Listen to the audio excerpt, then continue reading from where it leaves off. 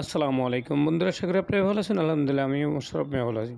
সুখবর আসছে মাহে রমজান, শবে বরাত। তাই শবে বরাতে সবাই আমরা নামাজ পড়বো ইনশাআল্লাহ। এরপরে মাহে রমজানে আমরা যারা নাকি ফল ব্যবসা করি, আমাদেরকে কিন্তু মানুষ অনেক ঘৃণা করে।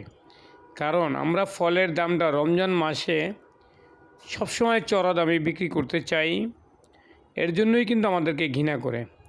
এরপরে যারা নাকি তরমুজ বিক্রি করি আমরা ভাই, যারা তাদেরকে আরও বেশি ঘৃণা করে। কেন করে জানেন? আমরা মানুষের মনে অনেক কষ্ট দিই।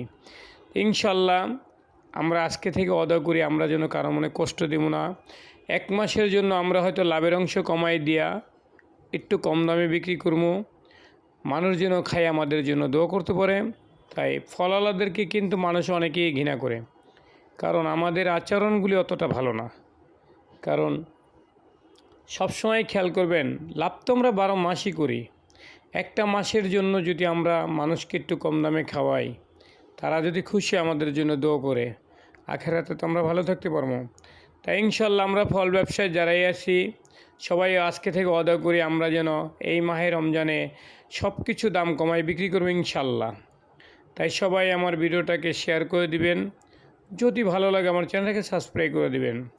আর তরমুজ কোনো দোকানে যায় আপনারা কেজি হিসাবে দাম জিজ্ঞেস করবেন না ভাইয়া, পিস হিসাবে জিজ্ঞেস করবেন আপনারা। দোকানদার ভাই আমরা যারাই আছি আমরাও পিস হিসাবে বিক্রি করবো।